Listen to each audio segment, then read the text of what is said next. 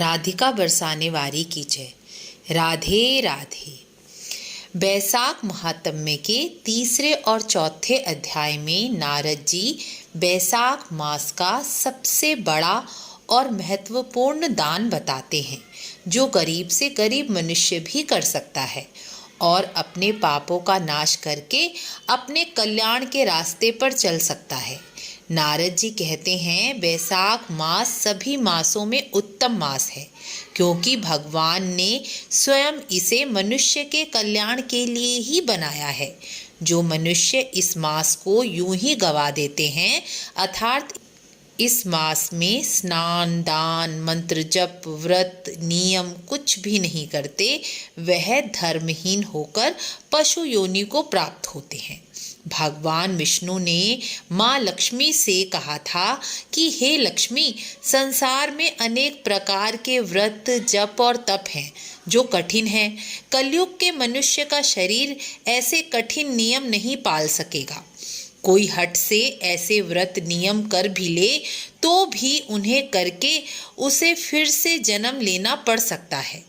लेकिन केवल बैसाख स्नान ही ऐसा पुण्य फल है जिसे करके मनुष्य मोक्ष को प्राप्त हो जाता है और भगवान के समीप रहकर आनंद प्राप्त करता है, पृथ्वी पर वापस नहीं लौटता। इसलिए सभी मनुष्यों के कल्याण और उनके अनेक जन्मों के पापों के नाश करने के लिए मैंने इस बैसाख मास का निर्माण किया है।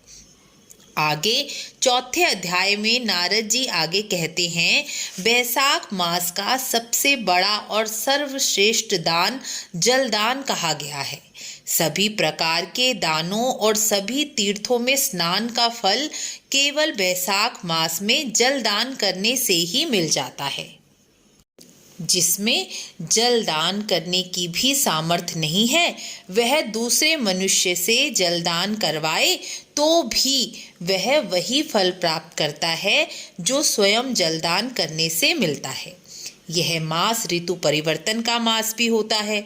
इस मास में धीरे धीरे गर्मी बढ़ रही होती है, इसलिए इस मास में जलदान का विशेष महत्व कहा गया है। गर्मी में पशु पक्षियों के लिए जल रखने से भी जलदान का ही फल प्राप्त होगा। गर्मी में जब प्यासे पशु पक्षी आपका रखा जल पिएंगे तो उनकी आत्मा को जो तृप्ति मिलेगी उससे आपको भी पुण्य की प्राप्ति होगी। आप अपने घर के बाहर पानी का घड़ा भी रख सकते हैं जिससे जो बाहर राहगीर है, रेड़ी वाले हैं, सामान बेचने वाले हैं, पानी ना मिलने के कारण प्यास से दुखी होते हैं, वह भी घड़े का ठंडा पानी पीकर आपको दुआ देंगे।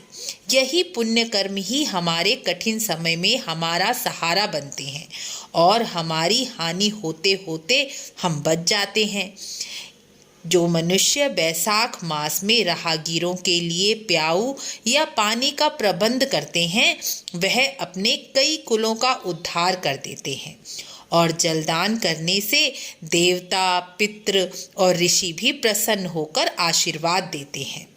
बैसाख मास में जैसे जिसकी आवश्यकता हो उसी वस्तु का दान करने से राजसूय यज्ञ का फल प्राप्त होता है। जल में स्वयं नारायण का वास माना गया है। जल से जैसी तृप्ति होती है उतनी किसी और वस्तु से नहीं होती। जो मनुष्य जलदान को छोटा दान समझते हैं वह बड़ी भारी भूल करते हैं क्योंकि बिना जल के जीवन नहीं चल सकता। इसलिए बैसाख मास में जरूर जलदान करें, चाहे वह मनुष्य के लिए हो पशु पक्षी के लिए हो। इस प्रकार बैसाख मास का तीसरा और चौथा अध्याय पूर्ण हुआ। वीडियो को लाइक शेयर अवश्य करें ताकि सभी जलदान करके अपना कल्याण कर सकें। राधे राधे।